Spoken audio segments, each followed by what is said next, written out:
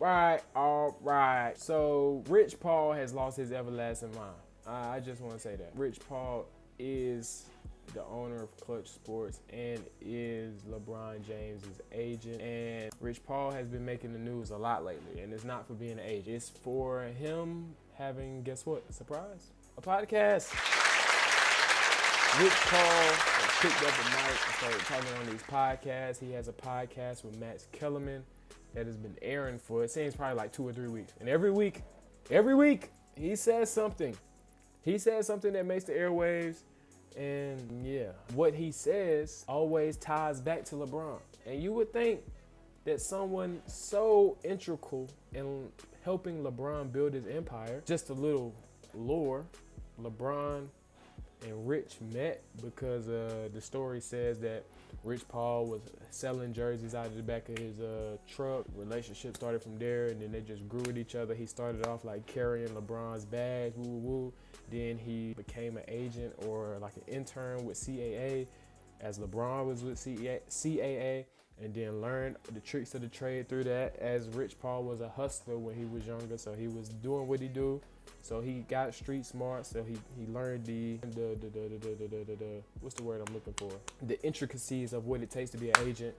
And eventually branched off with Clutch Sports. And when he created Clutch Sports, LeBron came with him because that's his man's, and they've been together ever since. So they've been together for 20 plus years, helped building an empire with each other, with their families involved.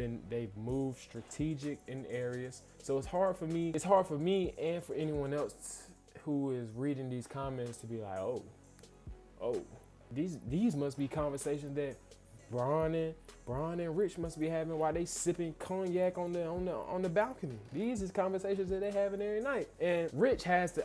I fail to believe that Rich doesn't know that the things that he says out of his mouth are gonna get tied back to LeBron. Like, he knows they're gonna make headlines, but he also has to know that they're gonna get tied back to LeBron, and LeBron's gonna have to answer these questions, especially when you are on podcasts talking about your biggest client's teammates. And you're not applauding their games or whatnot. You're saying who should be traded. Who should be traded? And we know the whole GM thing. We know how that go. With the narrative that LeBron is puppeteering everyone, controlling everything. But the Lakers have nipped that in the bud since he has gotten old. They've clipped his nuts. Like, hey, you ain't doing that over here. So Rich Paul got on the podcast and said this. If I was the Lakers, I would probably be targeting the Memphis Grizzlies as a trade partner for Jaren Jackson. Yeah, that'd be a great fit. What the hell? This is my first time seeing this clip.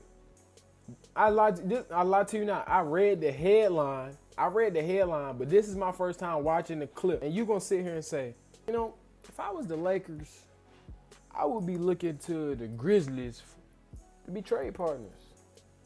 For who? For Jaren Jackson. Yeah, Jaren Jackson. What the hell? Come on now. That caught me off guard. Jaren Jackson. Jaren 3 rebounds a game Jackson. Come on, bro. He's the definition of what a big man should not be. He listened to Cardi. Jaren Jackson is a Cardi fan. You cannot be the big man of my team and be a Cardi fan. That's the problem with big men today. They out here listening to this sissified music. G.G. Jackson and Jackson Associates, because he's a young player that you can develop. Got good size to shoot the ball. But I think if you're building around Luka going forward, which they are, you need a guy like that. You need that anchor. And Jaren doesn't want to be a part of a rebuild. They just put Ja Morant on the market, right? Saying that they're willing to trade him, etc. Yeah, I forgot about Luka. So I think that'll be a trade partner for you. Now, the package just goes out is what you have to decide. Because if you're able to trade out expirings and give up the last first round pick you got, that could be one scenario, right? Or you could say, let me withhold that, but this comes with a Austin Reeves. This comes with a very unemotional attachment because Austin is beloved, which he should be. But he's about to get paid. He's an underdog. And here's the thing.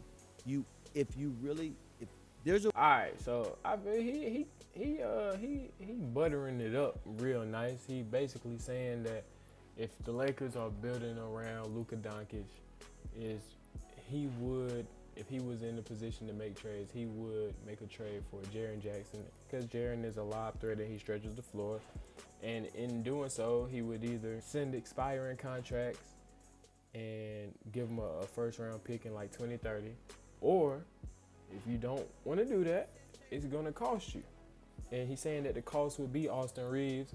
And in doing so, Austin Reeves would, because Austin Reeves is playing extremely well. He's injured right now, but he's playing extremely well. He is like, he's a Laker legend already. He's a Laker legend already just because the Lakers will owe him a big payday. And in doing so, the bulk of the salary will be going to Austin Reeves and Luka Doncic. And you got to build a well-rounded team. So if you really want to build around Luka and do right by Austin Reeves at the same time, just trade him. I understand what he's saying. But I don't think, honestly, I don't know if the trade would be beneficial for either player, because yes, Austin Reeves, it looks good with the Lakers, but I have a feeling it wouldn't be the same if he was in Memphis doing this. Honestly, I don't think it would be the same. He'd get pushed down into that Tyler Hero class, honestly, if he was to get traded to Memphis and whatnot. And for Jaren Jackson, I don't think his mental strong enough to deal with the scrutiny that come with being in LA. But that's me analyzing what he said from a trade standpoint and how it would work out for either player. What I want to get down to is, you can't be saying these things when you LeBron's right-hand man. You feel what I'm saying? You can't be saying these things when you LeBron right-hand man. LeBron is on the Lakers. The Lakers are doing well.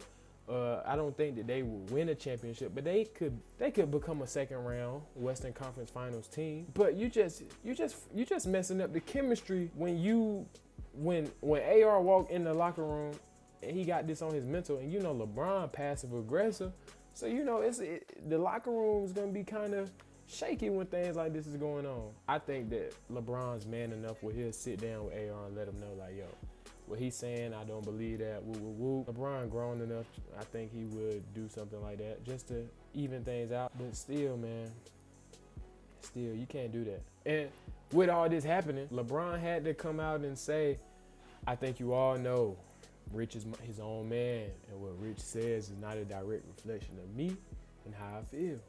James told ESPN on his way out of crypto.com. And I hope people know that. I hope people know that if they're not sensible to know that, then I don't know what to tell them. And Brian, I ain't gonna lie to you, bro. It ain't a lot of sensible people in this world. Look at our current legislation. Look at our, you feel what I'm saying? LeBron proceeded this by saying, AR knows how I feel about him. All you gotta do is look at us on the bench. Me and AR talk every single day. So AR knows how I feel about him. And I hope AR or his camp don't look at me and think, this is the words from me are coming through Rich. You know what I'm trying to say. Rich has his perspective on what he sees. I have my perspective. I'm a grown man. He's a grown man. I think people should realize that grown men can say whatever the fuck they want to say and shouldn't reflect somebody else is saying it. Now, that is true, Bron. That is true. But you keep these media outlets alive. You keep journalists and analysts paid. So you know that this was going to become a subject in the news. And after this, Rich Paul was pressed by Austin Reeves' manager. It says one of Reeves' agents, Reggie Berry of AMR Agency, approached Paul on the sidelines near half court at halftime of the Lakers-Hawks game Tuesday. The two spoke for about 5 minutes, and the topic of conversation was Paul's public trade scenario regarding Reeves, sources told ESPN. So Reggie checked Rich. That sounds like some real dope boy business. I ain't gonna lie. Let's see what Reggie Berry looked like. Oh shit, this him? Oh damn, White Reggie, hold on now. Real street business. Reggie won't playing with Rich Paul. But yeah, man. I think man, these podcasts, bro. I mean, I doubt Bron really care. He at the end of his career, he just soaking it all in, bro. And I don't blame him, man. I don't blame him. The only thing I would tell him, bro, Bron, hang it up for us. I don't want Savannah to leave you, bro. Cause Savannah leave you, bro, I'm gonna be heartbroken, man. I don't want to see that shit, man. I don't want to see that, bro. I don't want to see. I want to see a happy family, man. But hey, let me know what y'all think. Y'all got a homeboy that talk too much, and y'all gotta sometimes respond for what the hell he talking about. And if you do, let me know in the comments, man. Let me know what you think about the situation.